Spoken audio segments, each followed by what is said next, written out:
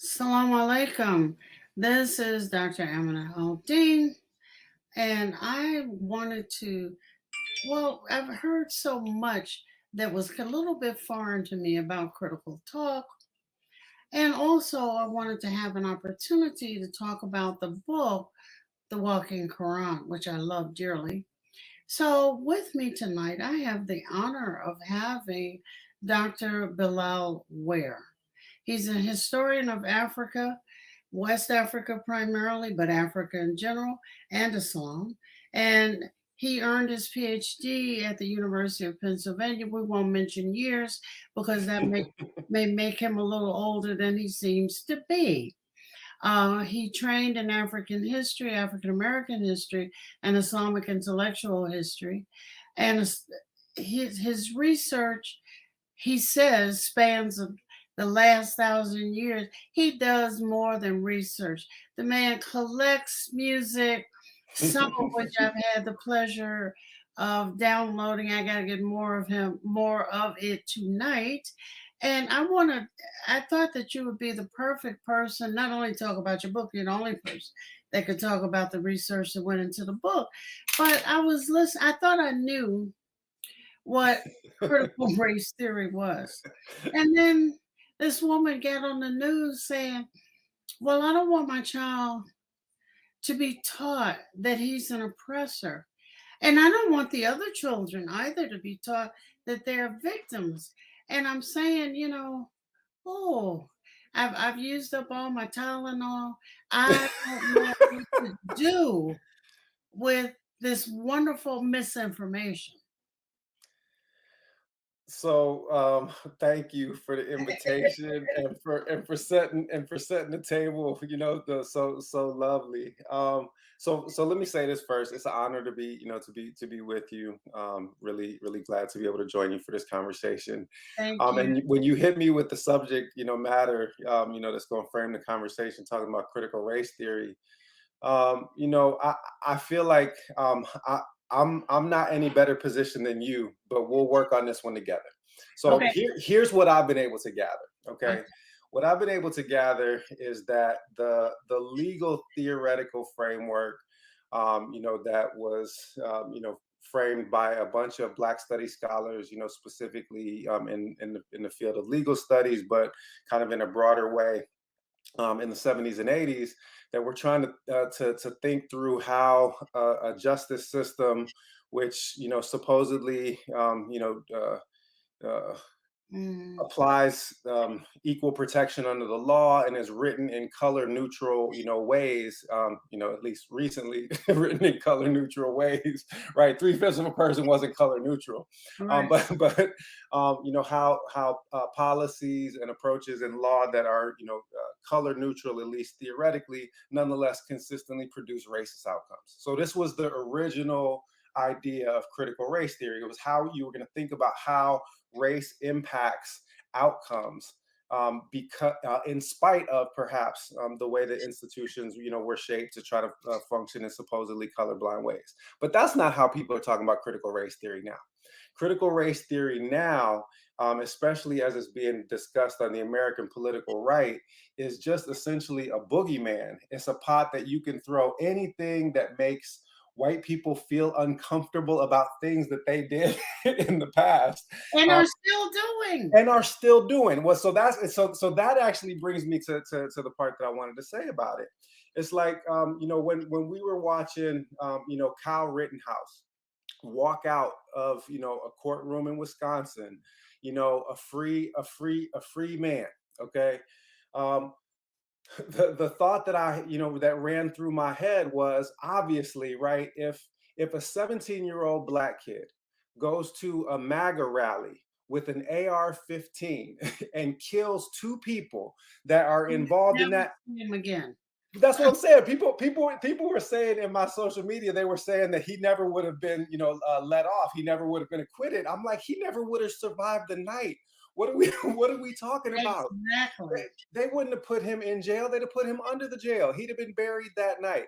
So the point of this is when we were watching this happen, I was like, oh, if only there were a theoretical framework that would help us think critically and analytically about how this justice system produces radically different outcomes depending on, oh, wait a minute, critical race theory, Uh-huh. right? Which is what it's actually for. But what the way that it's being used now, and it's just really, it's basically used that white people don't want anything that is critical about race, period. Certain categories on the political right, especially, they don't want anything that's critical about race. They don't want to have a conversation about race. They don't want to have a critical conversation about American history. They don't want to talk about, the way in which the past, led up to the current moment that we're in. They want to continue to operate certain people on the political right now as though not only is that white supremacy is just a fiction that was invented and fabricated by uh, political troublemakers, right? And so anything that approaches American history or the history of white supremacy with a critical eye now gets lumped under this, bugaboo of critical race theory, and they do whatever they do, and they talk about how I they want to thought talk that about they were very, if you look at Charlottesville, you would think that people are very proud of white supremacy. You know, you look at Trump's rallies, I don't know how much he paid the few black people that were there, but when you look at him, it seems as though people are in love with Yes, them. they want to be able to publicly embrace white supremacist doctrine. However, the word racist in America has become a bad word. So what they want now is to be able to publicly embrace white supremacist doctrine. But the one way that you're guaranteed to be called a racist these days is by calling a racist a racist. In other words, if you say that somebody is racist, that Mhm. makes you the racist in kind of contemporary American political environment, because we're not allowed to like actually say no, that's racist, because when then we're pointing the attention on race. 20 years ago it would say stop playing the race card. Now it's just critical race theory. It's the same conversation, right? If you draw people's attention to injustice, that want to conceal their participation in injustice, then they're going to throw a red flag on the play. But that isn't it really quite difficult uh, to conceal your participation? I'm just remembering this conversation last night on Cuba, and I'm saying, "Oh, I'm complicit because I'm sitting here, you know." And my husband is running around trying to call the Congress or call the White House. You know, we're writing letters, but it's the same thing when I look over at what the Israelis are doing to the Palestinians. Everywhere I look, there's a particular color of hand in the mix. Right, but let's call a spade, as we used to say, okay? Which is that white supremacy has always been dependent on selective amnesia. Yeah. Okay, it has always been dependent upon. Um, Here's the thing that comes to mind: that scene in The Wizard of Oz, right? Pay no attention to that man behind the curtain, right? Exactly. Yeah. That we're gonna project this authority, and we're gonna do these things, but you're not allowed to talk about it. Don't look at us. Don't name us. um, so I'll give you the example that came to mind for me. I watched, this was a few years back. It was when, I believe it was when Pakistan, I think first, was on the verge of acquiring nuclear capability. Okay, and I watched this hour-long documentary, fear mongering about the war that was likely to break out between India and Pakistan now that Pakistan was approaching nuclear I remember. capability. And I watched an hour-long video that talked about the nationalism and the ethnic division and the political division between Muslims and Hindus. Do you know what never appeared in the 1 hour documentary? What? A discussion of the British Empire, right? Yeah. The British partition of Uh, South Asia into India and Pakistan in this way. So the point is what do we used to say? Throw the rock and hide the hand. yeah. That's how white supremacy has always functioned. Like it creates these tears, these breaches, these fissures in human society, but you're not allowed to talk back to them. You're not allowed to name them because white supremacy tells you what's what. You don't tell it what's what. Mm. On Netflix, there's I guess it's a documentary called How to Become a Tyrant. If you haven't watched it, you I got seen it. I saw it, yeah, a little while back. Yep. Go, please continue though. and I was sitting there saying, okay, checklist. Okay, we got that. We got this. Then this morning I read that in the last since 2005, 2008, 2,200 newspapers have closed. Half of all the journal. What's a newspaper? You know what I mean? Like that's where the youth is. Go ahead, click continue. Yeah. Yeah, but the thing about it is you can't get the kind of investigative journalism on TikTok or what is it, Instagram, Facebook, that you none could of the get above. from reading a serialized story in a local newspaper. Yeah. Yeah. There's no There's question no about it. exposure of civil servants, so they get to go off and serve themselves. They don't have to serve us anymore because we don't have anybody watching them. Hmm. So I'm saying, when you put that next to what's happening, and I'm feeling very cramped, and I'm easily made claustrophobic. And I'm looking at what happened with the Auburn Troll. Are they back yet? Yeah, yeah. There. So the Arbery trial, they Found him found them. guilty, They right? found them all guilty. They all got felony murder. So we had a good outcome. In that particular instance. How much Alhamdulillah. time did they get? 2 They days? they haven't they haven't there hasn't been sentencing yet.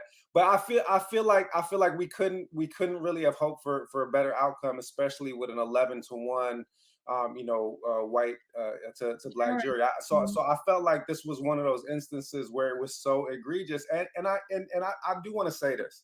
Um, yes, it's very, very clear that there are significant portions of this country that are trying to move backwards, right? Um, Yeah, way but there are people who are willing to stand up now in this generation in ways that wasn't possible before, and we got to acknowledge that and like celebrate those people, and because we're gonna need their help.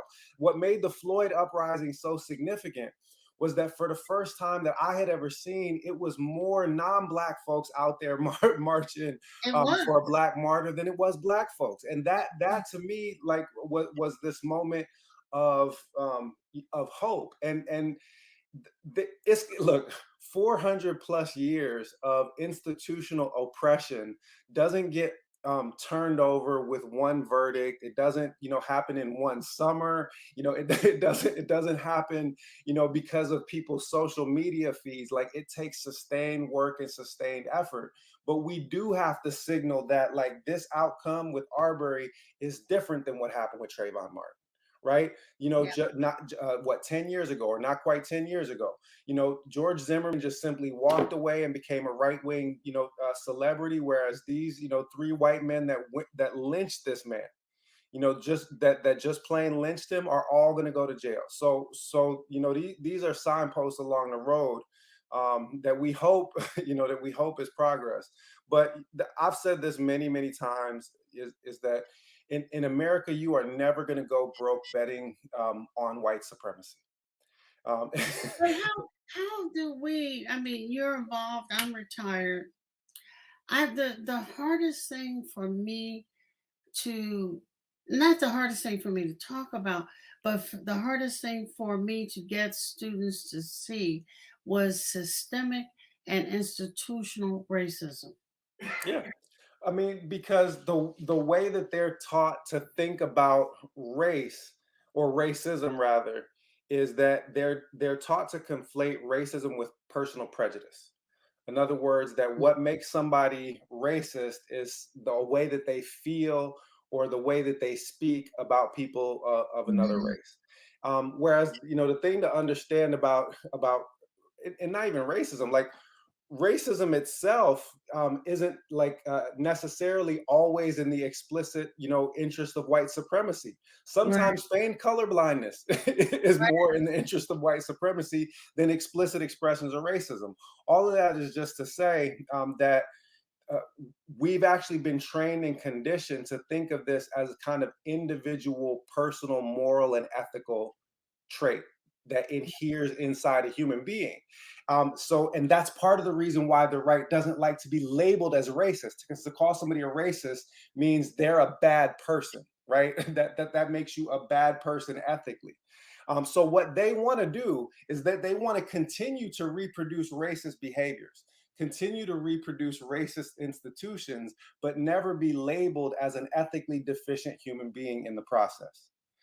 So when you zoom out and you talk about how the institutions themselves produce racist outcomes time and time again, and that unless you're actively struggling against them, then you are complicit with them. If you continue to benefit from those structures, then you are morally compromised by your Right. participation in those structures. That changes the nature of the conversation. And that's the change that people don't want. That's the reason why they're pushing back against this bugaboo of critical race theory.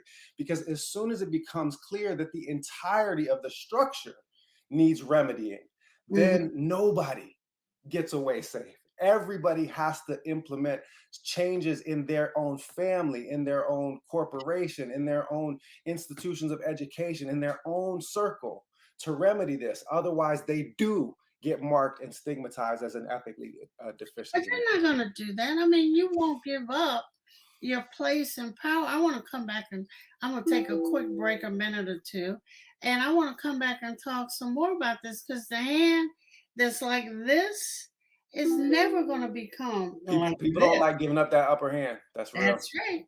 I will be right back. This is Dr. Amina Al-Din having a wonderful talk with Dr. Bilal Ware, and we're talking about critical race theory, the walking Quran, and all the other news. We'll be right back.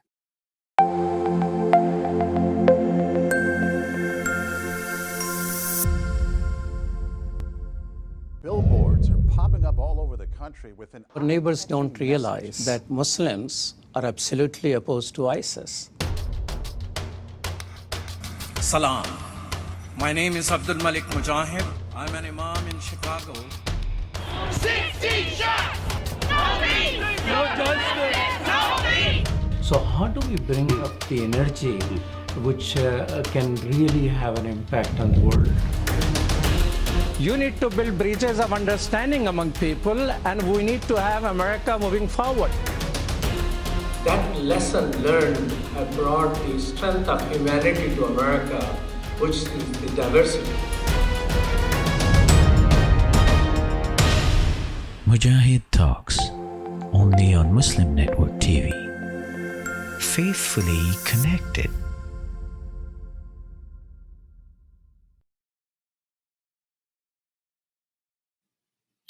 Assalamu alaikum. This is Dr. Amina Al-Din, and I'm speaking with Dr. Bilal Ware. And before we go back to our wonderful conversation, I just have to say, what is the temperature out there? In Cali, Yeah. today it was like 70, 71. That's criminal. My producer is in Toronto where it's -1. Oh man. I'm in Maryland where it's for I just want you to know Yeah. there are some things that are also criminal, you know. So I hear you. So I'm, my originally from DC. My father had a locksmith shop on 13th and H in Northeast DC, and Mhm. I can't say the DC winters were particularly hot, but I know it got cold. Now I ended up going to moving to Minneapolis. I finished my undergrad there. I taught at Northwestern University in Chicago, and then I taught at the University of Michigan for 10 years.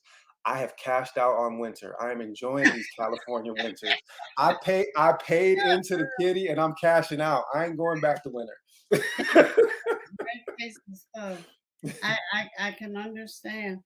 I want to, whose trial was it? I think it was Amon Arbery, Mm. where lots of the preachers went. Yep. Yep. Are they pushing CRT? No, the preachers. So okay, so let's first of all set it in context. The During the Arbery trial, um, the calculus made by the defense attorneys was that there was no world in which they could get their clients acquitted on the basis of the facts. It would have to be jury nullification. The jury would have to just simply decide that 11 white people were not going to hold these 3 white people accountable for this lynching because there was no way for them to win their case. They talked about this being a citizen's arrest, but nobody ever mentioned a citizen's arrest. Right, They talked about it being self-defense, but the man wasn't armed. There is no case. So right, now, so why am I mentioning that?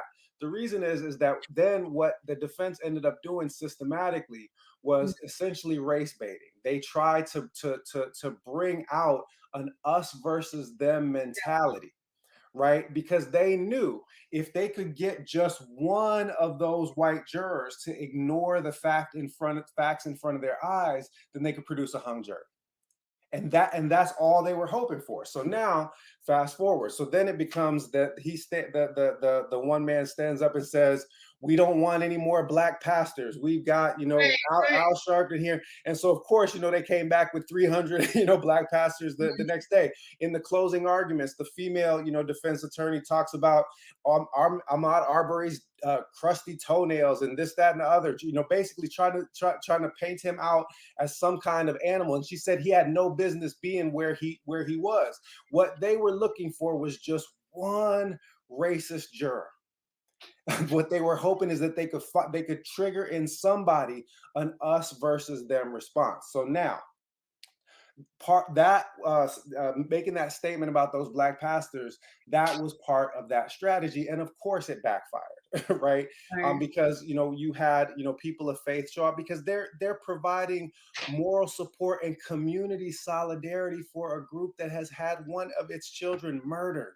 right, Period, full stop. That's not representing critical race theory. That's not representing any political party or any political outcome. right. That is standing in solidarity with a person who has been dehumanized by white supremacy. And one of my favorite books, and I teach it in almost all of my classes where we work on the diaspora, is Michael Gomez's lovely book, Exchanging Our Country Marks. And one of the things that I really appreciate in that particular work is he talks about the significance of funerals for the enslaved. How you could find time and time again that people would walk, like a day's walk on their only day off on a Sunday to bury an enslaved person that was distant kin to them, or that they just happened to know. Right. And the way that he read this was so significant to me, which is that in a world that is telling you that you mean nothing, Yeah. we're going to stand together when you pass to say that you mean something, that your humanity counts. So that's how I read those black pastors showing up, was in that protest tradition of saying that you can take our rights away, you can try to take our lives away, but we are still going to stand together and honor the victims of this sacrificial system of white supremacy. So that was how I understood it. It didn't have anything to do with politics. It didn't have anything to do with critical race theory. It was just standing, with the victim of a tragedy. And frankly, we should have had, more Muslim representation there. Shouldn't have left it just for the Christian pastors. I know. But since you mentioned the word Mm. Muslim, let me turn a corner. Do immigrants think that critical race theory applies to them? Well, obviously, it depends Don't on be the immigrant. laughing at me, It dude. depends. It depends on the immigrants. But let's put it this way. I think that one of the things that has been um, you said we turn the corners, right? So we'll turn a couple corners. One of the corners that I feel like we've turned is that I think that beginning with the Floyd protests in spring of 2020. Okay. Yeah. You saw for the first time on both the Black and the Palestinian side, not for the first time, but really in a much more visible public fashion, the realization that the struggle against Zionism and the struggle against a white supremacist state were connected struggle. You saw, Mexican Americans and other Latinx folks out marching in big numbers, Right. saying, "My struggle is your struggle." Right? People started to understand across the world that the struggle against white supremacy, um, as embodied in this particular moment of cruelty and brutality, it was something that struck a kind of universal chord. So I feel like for a lot of the Arabs who have been checking the white box on their on their census, no, seriously, Oh, I I mean, know. let's be real about it. People that were considering themselves white and have dealt with histories of anti-black racism in their own countries, right? And Mhm. have oftentimes looked down at black communities. Let's be blunt about this. It was an Arab store owner that called the police on George Floyd that got him killed in the first place. Mhm. Right? Cup foods. Mhm. So the point of all that is just to say that in the aftermath of that, I think that a lot of people of color started to reassess their position vis-a-vis the black struggle. Now, Mhm. as it happens, many in the immigrant Muslim community in North America, their class interests prevail over their racial interests. Mhm. They are oftentimes, because of the way the 1965 immigration, post 65 immigration policy was Mhm. structured, they're often people that come from wealthier backgrounds. Okay. And so therefore they tend to kind of align themselves or hope to align themselves in many instances with the middle class here, and oftentimes that means looking down on people like me who, my father had a sixth grade education. I was in and out. I never lived at the same street address for a consecutive year until I was 9 years old. Like we were poor. Mhm. And Mhm. so I feel like a lot of the immigrant Muslim community specifically um, hadn't been doing the work to actually kind of relate to the black struggle, and I think that the Floyd uprisings kind of changed that. So it didn't change it. Let me say this: it marked a moment of opportunity where we could realign people's understandings about the fundamental interrelationship between Islamophobia Mhm. and white supremacy, between anti-immigrant sentiment and white supremacy, between Zionism and white supremacy, right? Mhm. And if we do the work, then this next generation that we raise up will have a more enlightened consciousness about this. God willing. No, that's good. I mean, I was just in Dr. Camilla Rashad's intensive, and I was shocked by some of the younger than I. Well, everybody's younger than me, but younger than I, men and women there who didn't believe in critical race theory. And I'm saying it's not a faith. What are you talking about? You don't believe, you live in it. So what about living don't you believe? I mean, I don't quite get Well, that. the thing is, I mean, from my standpoint, it's just unfortunately the way that the right has labeled this has made it an us versus them. In other words, it's become a doctrine of political affiliation that if you lean towards the political right, then you have to say that you're against critical race theory or you don't believe in it, even if you don't actually know what it is, right? Even if you Right. don't have any understanding of what it is. It's just become an us versus them mentality. And I've had this conversation with people across the political spectrum. And this is something that I learned, really specifically from studying the successful West African Islamic movements. Is that And so somebody like Sheikh Ahmed, say again?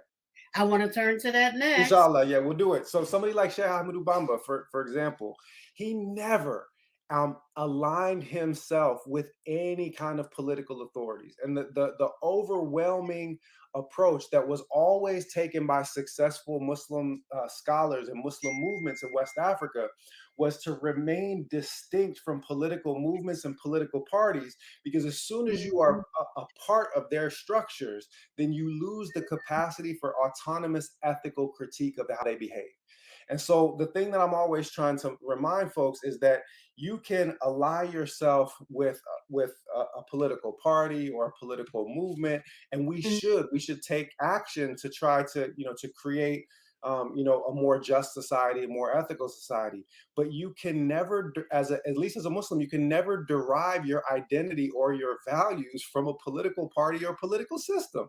Thank you very much. That's nonsensical, and like that's day one lesson from Malcolm that I gathered is that yes, I may in point of fact vote Democrat, but that doesn't mean that I trust Democrats. It doesn't mean that they own my vote. It doesn't mean that I believe in everything that they believe in.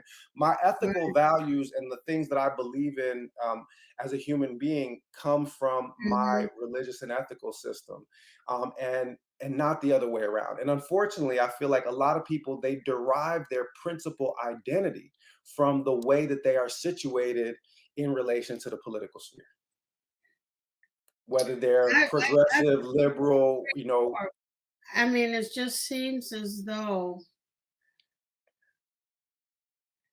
there's so much basic confusion, and I'm going to end with this on this particular topic until we come back to it again. I think people have lost sight of what it is and are so fearful of white supremacy that they're scared to take a side. But I'm going to just leave that there. This is Dr. Amina Al-Din and Dr. Bilal Ware. We're having a wonderful conversation, which I intend to continue at a later date, but we're going to come back and talk about the walking Quran. We'll be right back.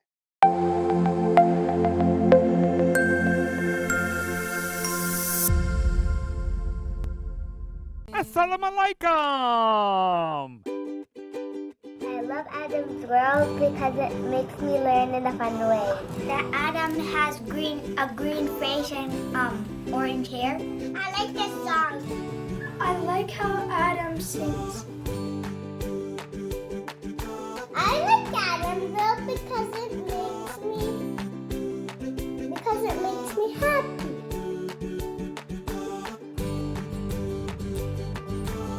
What? No.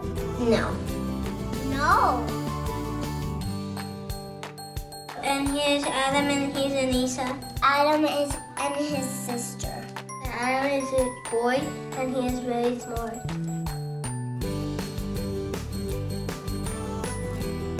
Download the new Adam's World app at adamsworldapp.com and let's help tomorrow's Muslims today.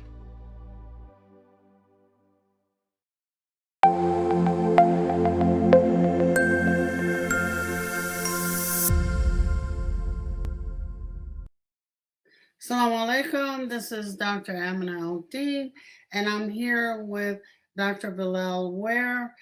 Well, just talking. How about that? We'll just call it just talking. Critical race theory, Black folks, immigration, But right now, I want to spend a little bit of time on the walking Quran.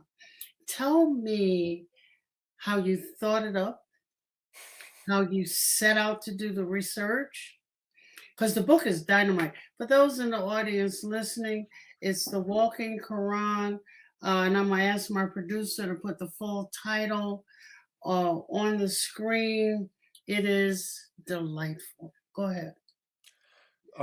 So what could I say? I mean, the book started out as my doctoral thesis and my PhD dissertation in history at the University of Pennsylvania.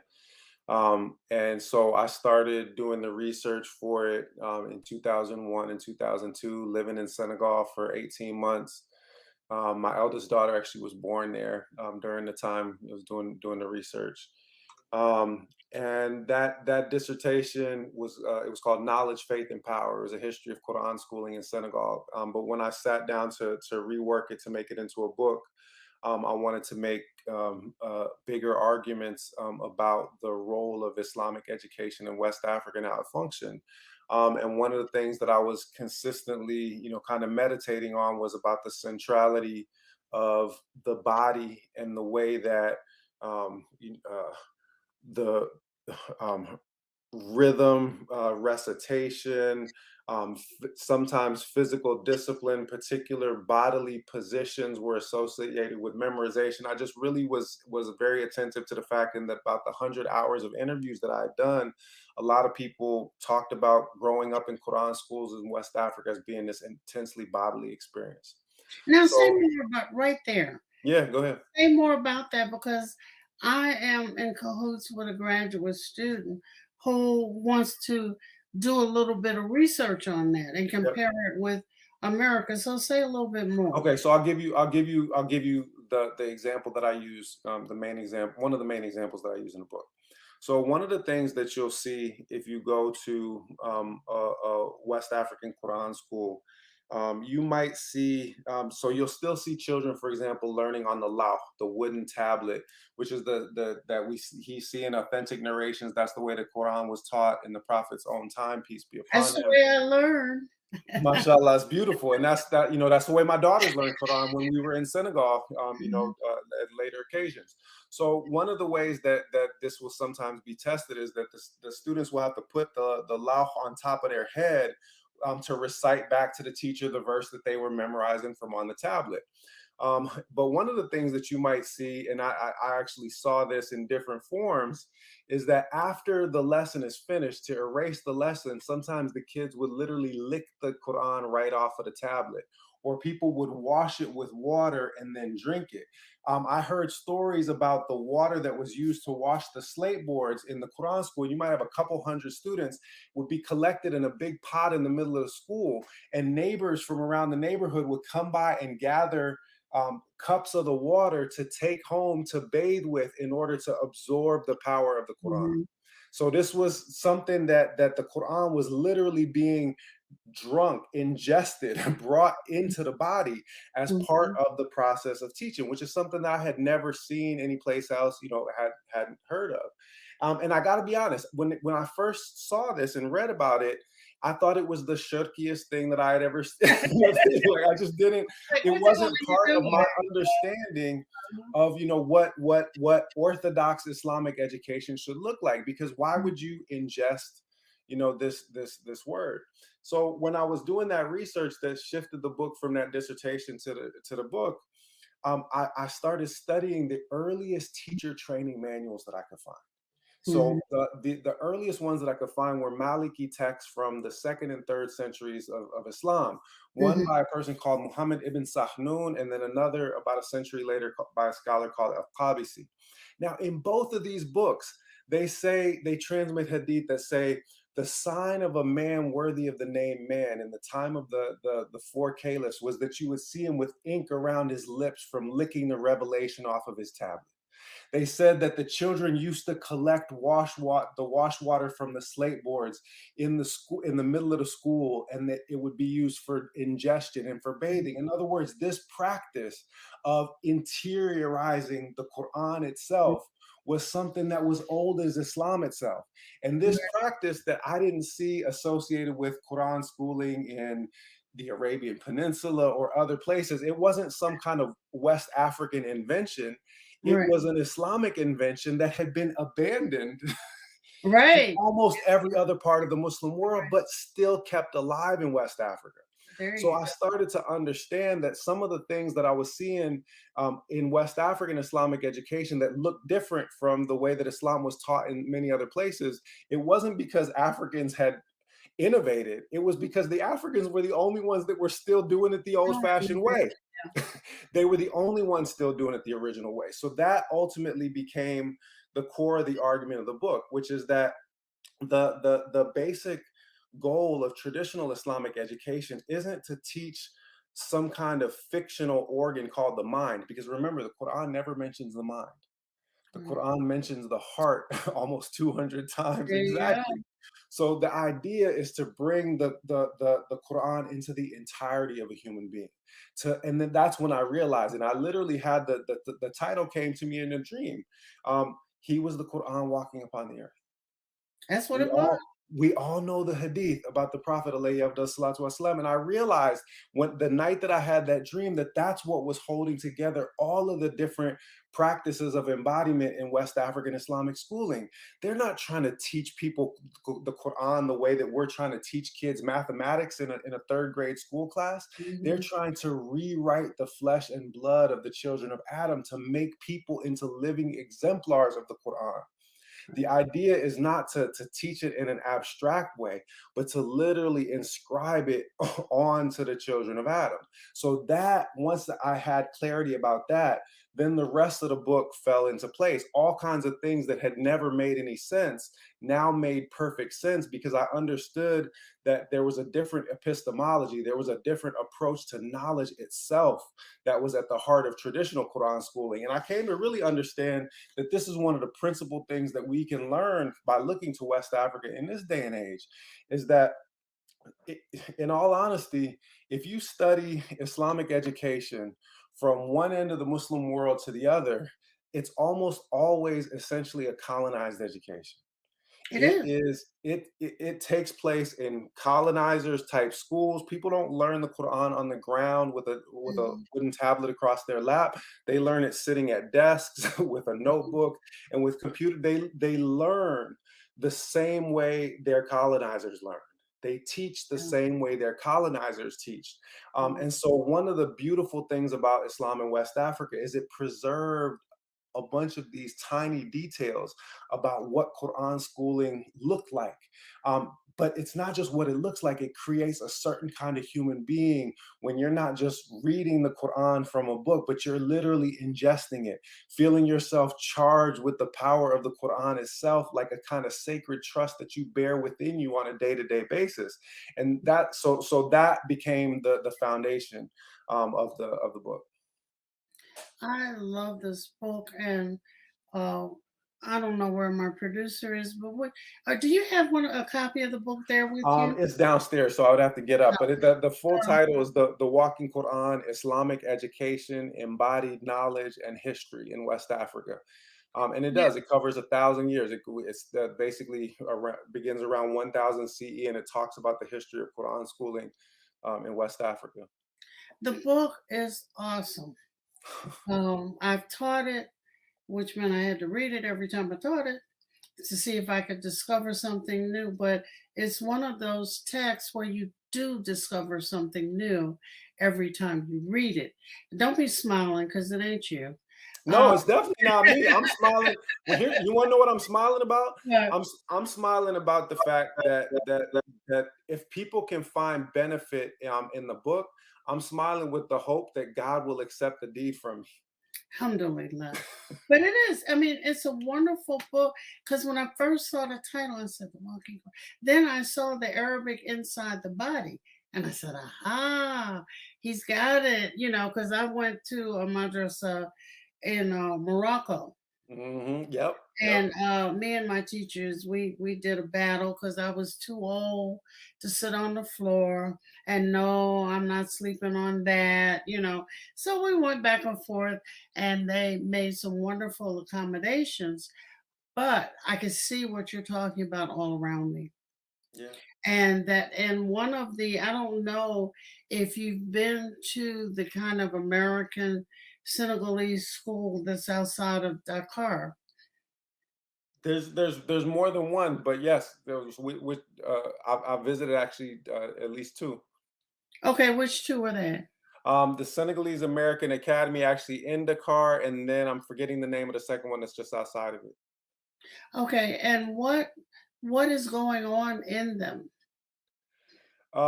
Well, it depends on which of the schools, but essentially, I mean, I feel like well, okay. So in the first of those schools, in order to be accredited by the state, you obviously have to maintain the official state authorized educational program. But I do believe that there's an effort to try to bring together the kind of traditional teaching of Islam with the modern state structure teaching as well. Mhm. And I talk about quite a bit actually about those efforts, especially in chapter 5 of the Walking Quran, to try to essentially take elements from the modern schooling approach and assimilate them to the traditional format of Islamic education rather than the other way around. And I feel like that's kind of the most interesting thing that you see taking place. So I'll give you another example. There's an amazing brother in the city of Tuba, Elijah Njai, who runs a Quran school there that probably has, I don't know, maybe 1,000 students there. They learn traditional memorization. He's also I think like something like a 6th degree black belt in judo. So he Love it. literally teaches not only Quran but kung fu. Mhm. No joke. I believe it. He teaches Quran and Kung Fu to the students, and they also learn science, mathematics, all of the things that come from and they consistently perform, and they have excellent tajweed. So he's somebody that was raised in the Tariqa Muridiyya, a scholar of Islam, a scholar of the writings of Sheikh Ahmadu Bamba, and these are the beautiful experiments that I see taking place, time and time again in those contexts. Is people that are rooted in the tradition and willing to borrow whatever benefits the tradition, but they're not having their approach to knowledge, their approach to teaching and schooling be dictated by by a colonizer's approach to knowledge. Let's just put it that way. You have a question from someone in the audience. I think you got a glimpse at it. Okay. It says, I love the book Oh because it man, introduces the reader to to Abdul Abdul Qadir Qadir Khan. Quran. Yeah. His story is amazing. What about him did you leave out? So Abdul Qadir Khan, just to let folks know, his story. I'm actually trying to write a book that's really about him. Now. Wow. But he figures prominently in chapter 3 of the Walking Quran, which is called the Book in Chains, and essentially his story is the story of the first successful abolitionist movement in the Black world. Because between 1770 and 1776, they essentially abolished not only the Atlantic slave trade, but the institution of slavery itself from an Islamic polity in the Senegal River Valley. Ultimately, he gets assassinated in 1806 and the slave trade is reintroduced. But there's a 30-year period where the slave trade is illegal. And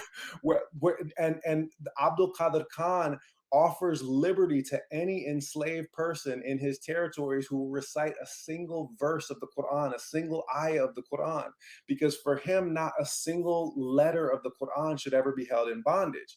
So that story of an abolitionist movement that precedes the Haitian Revolution, right, that precedes the foundation of the London Society for the Abolition of the Slave Trade. And indeed, the Reverend Thomas Clarkson, the founder of the London Society for the Abolition of the Slave Trade, he writes a full 30 pages on Abdul Qadir Khan's movement in his first treatise opposing the slave trade. So this is the founder of Western abolitionism saying that he took his inspiration from this African Muslim abolitionist hero. So Khan's story, I tried to get as much of it as I could in there. What about it was I unable to tell? Part of what I was unable to tell was that Khan himself was one of these figures who was understood to be have an overpowering spiritual presence. Wow. When he was one of the stories is that when he was captured in a battle by one of these slave trading kings, that there was a court cleric that suggested that he ought to be put to death for treason against this slave trading king. And Abdul Qadir Khan looked at the man, said some words beneath his breath, and that man began barking like a dog and was unable to return his capacity to speak.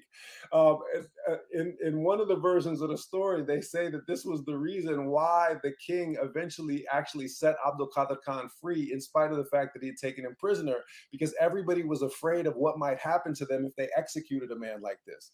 So they ultimately liberated him. And indeed, at the spot where he was buried in Futa Toro after his ultimate assassination, a spring came up where there had been no source of water.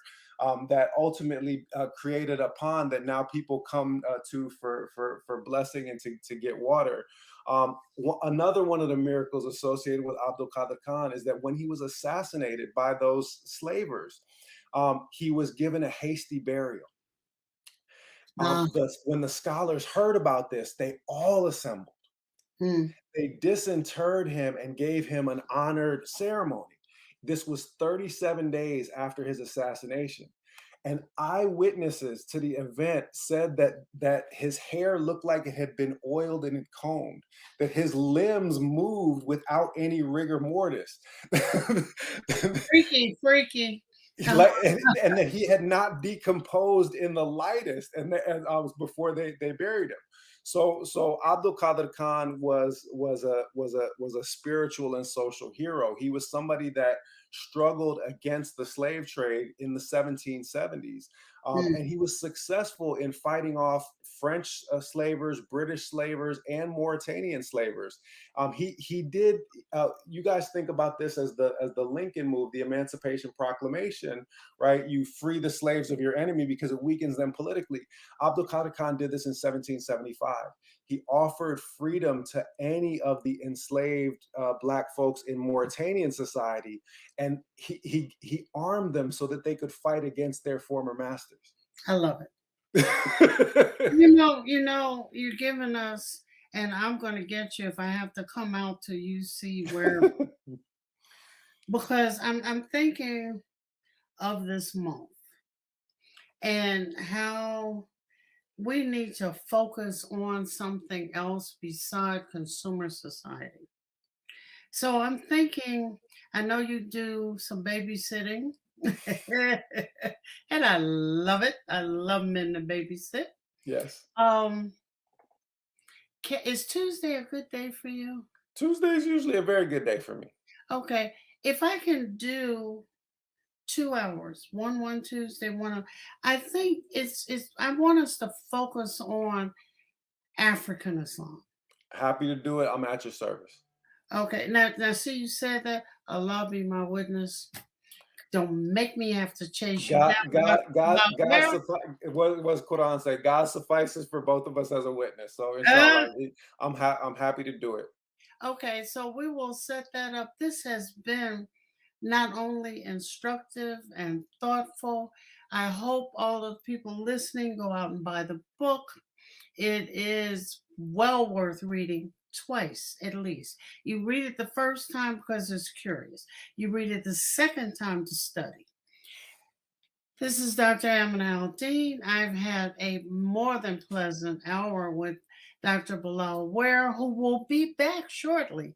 And we're going to do some Tuesdays in African Islam. Assalamu alaikum.